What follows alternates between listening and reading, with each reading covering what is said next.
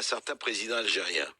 Oui, il y a eu un communiqué de l'Élysée vers 19h, selon lequel, je le lis, le président algérien Abdelmadjid Tebboune effectuera une visite d'État en France fin septembre, début octobre, a annoncé l'Élysée lundi, à l'issue d'un entretien téléphonique entre M. Tebboune et le président Macron.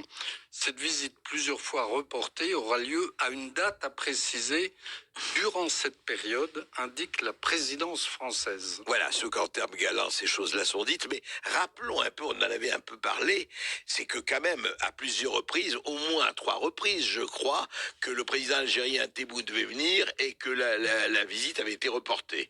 Elle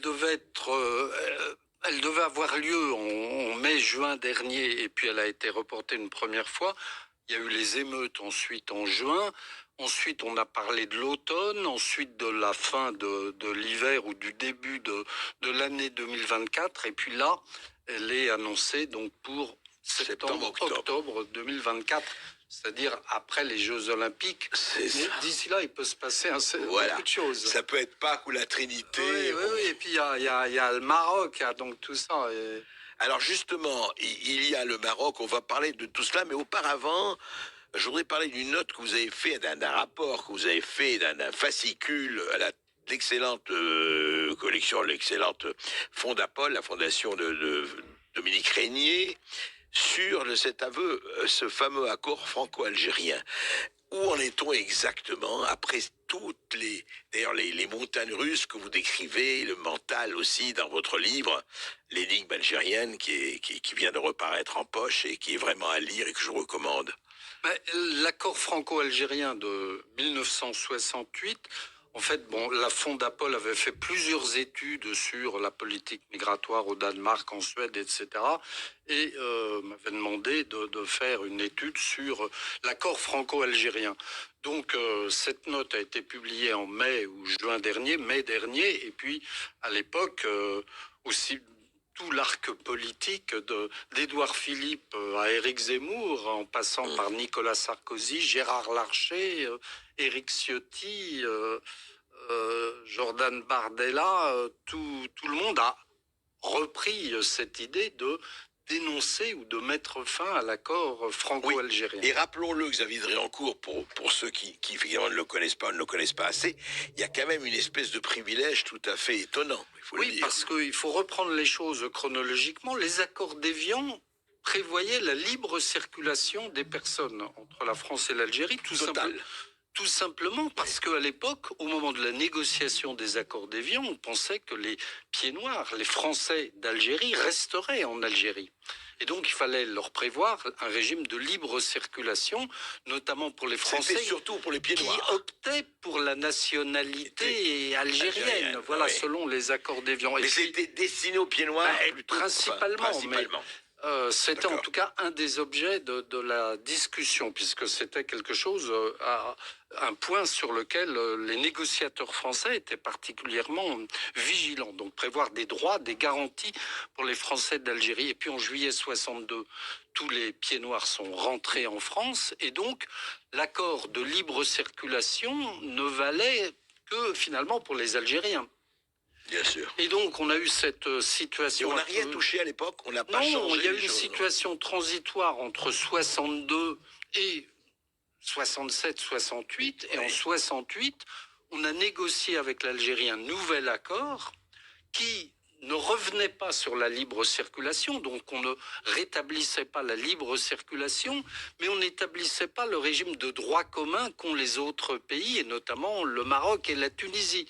Donc c'est pour cela qu'il y a un certain nombre de privilèges accordés aux Algériens qui n'ont pas la libre circulation, mais qui ne tombent pas dans le régime de droit commun. Et c'est pour ça que les Algériens y tiennent particulièrement, parce qu'ils ont un régime à part. Mais alors, précisément, par exemple, qu'ont aujourd'hui les Algériens vis-à-vis de la France que n'ont pas, par exemple, les Marocains et les Tunisiens? Alors, très précis, concrètement. Il y a un certain nombre d'avantages sur le certificat de résidence algérien, qui est un titre de séjour propre aux Algériens, un titre de séjour de 10 ans, un certain nombre d'avantages en matière de regroupement familial, en matière de conditions ou de non-conditions d'intégration dans la société française en cas de regroupement familial, un certain nombre de points concernant les étudiants qui peuvent transformer leur régime étudiant en visa de commerçant. Et donc, voilà, il y a des espèces de passerelles entre les différentes situations algériennes et l'installation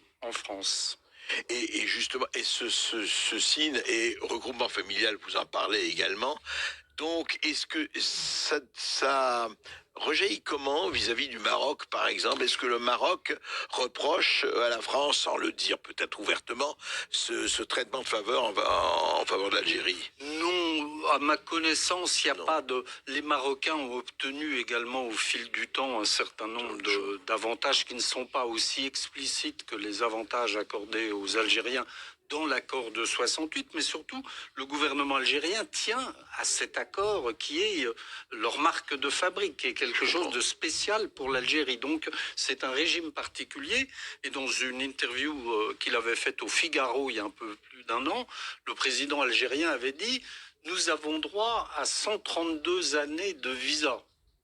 132 années, pas mal. Qui correspondait aux 132 années de la colonisation. Donc c'était une formule ou une façon de dire nous avons droit à un régime particulier, en tout cas pendant 132 années, parce que vous nous avez occupés pendant 132 années. Donc vous voyez, c'est très politique finalement. Mais quand même, il y a eu une remise. Est-ce qu'il n'y a pas eu du côté politique, en tout cas du côté des discussions intellectuelles ou universitaires ou autres ou diplomatiques, mais il n'y a pas eu une mise en question en disant cet accord spécifique, peut-être qu'on devrait soit l'amender, peut-être pas l'abandonner complètement, mais enfin que ça ne reste pas comme ça.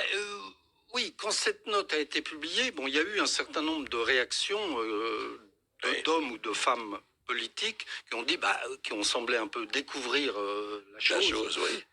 Que c'est vrai, ils n'étaient pas seuls. Peu de personnes connaissaient et qui ont demandé l'abrogation donc de l'accord de 1968, à commencer par Édouard Philippe, qui est dans la majorité présidentielle. Et il avait demandé l'abrogation. C'est la semaine suivante, dans une interview dans l'Express. Ouais. Et puis, donc ça a fait la mousse ou la mayonnaise a prise progressivement. Il y a eu pas mal de débats, de discussions publiques ou entre politiques à ce moment-là. Et finalement, à l'automne 2023, Madame Borne, Premier ministre, a dit nous allons renégocier l'accord avec l'Algérie. Donc c'était le constat qu'il y avait quelque chose à faire. Là-dessus, il y a eu le vote de la loi sur l'immigration. Il y a eu une proposition de résolution du groupe parlementaire LR demandant le 7 décembre la dénonciation de l'accord franco-algérien. Donc vous voyez, et cette proposition a été rejetée à quelques voix. Il y a eu ensuite le vote de la loi sur l'immigration. Et puis voilà, on est passé à autre chose, changement de gouvernement, etc. Donc effectivement, la question est toujours en suspens, mais rien n'a été changé par rapport à l'accord. Rien n'a été changé, rien. On va continuer à parler, on va un peu étendre par rapport à ce qui se passe, que ce soit en France ou en Algérie, avec Xavier Dréancourt, après cette toute petite pause. Et avec vous au 0826 300 300 pour réagir ou pour poser toutes vos questions. Et je vous rappelle que vous êtes aussi en direct sur la page Facebook de Sud Radio. À tout de suite sur Sud Radio. Sud Radio, votre attention est notre plus belle récompense. C'est vraiment agréable d'entendre une radio aussi joyeuse, même que ce soit le 7h du matin et le soir, c'est excellent. Sud Radio, parlons vrai. Ici Sud Radio. Les Français parlent au français. Je n'aime pas la blanquette de veau. Je n'aime pas la blanquette de veau. Sud Radio Berkov dans tous ses états. Et dans cette espèce d'aller-retour, de bal, de tango, etc., entre l'Algérie et le Maroc, pour rester dans un domaine que vous connaissez mieux que personne, Xavier Dréancourt, on reçoit Tebboune, qui peut d'ailleurs annuler sa visite à la dernière minute, c'est déjà arrivé, mais enfin bon, on n'espère pas. Enfin. Et effectivement, vous parliez hors antenne, les élections algériennes auront lieu en décembre prochain, l'élection présidentielle, on ne sait pas si M. Tebboune se représente ou pas. et effectivement, il faut voir avec l'équilibre avec le Maroc. Mais au fond, vous parliez dans votre livre, vous en parlez dans votre livre, de quelque chose qui est à la fois civilisationnel, culturel, évidemment économique, politique et autres, entre la France et l'Algérie, ça ne va pas se résoudre comme ça. 132 ans et plus, si affinités ne se résolvent pas comme ça. Mais est-ce qu'à votre avis, aujourd'hui, avec le recul du fait que vous avez été pendant, je dirais, 7 ans à 2 reprises différentes ambassadeurs, est-ce qu'on est toujours, très franchement, sur le plan des mentalités, des fixations au même endroit ou même plus? C'est-à-dire, vous savez, l'introduction de l'interpellation à la France dans l'hymne national algérien, on en avait parlé, mais au-delà de ça, au-delà des symboles et de la symbolique, est-ce que c'est toujours quand même, je dirais, une espèce de, allez, pas de guerre froide, mais de paix froide entre l'Algérie et la France?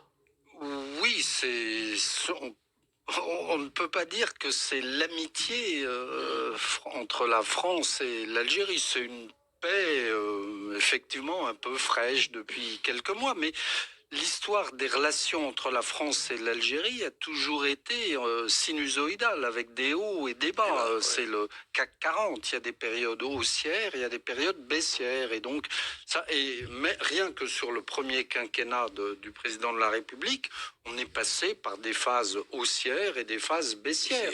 L'ambassadeur d'Algérie à Paris a été rappelé 2 ou 3 fois en Algérie pour consultation, après la décision de suspendre les visas, après les déclarations du président de la République au journal Le Monde sur la falsification de l'histoire par les Algériens, sur le système politico-militaire algérien. Donc voilà, c'est en permanence des hauts et des bas. Là, on est dans une période d'eau basse, si je puis dire, et puis on imagine qu'avec cette visite, on va repartir sur une période haussière, mais il faudra faire attention à ce que dira le voisin marocain, parce que toute la difficulté de la relation avec l'Algérie, c'est un peu les vases communicants entre l'équilibre avec le Maroc. Ouais.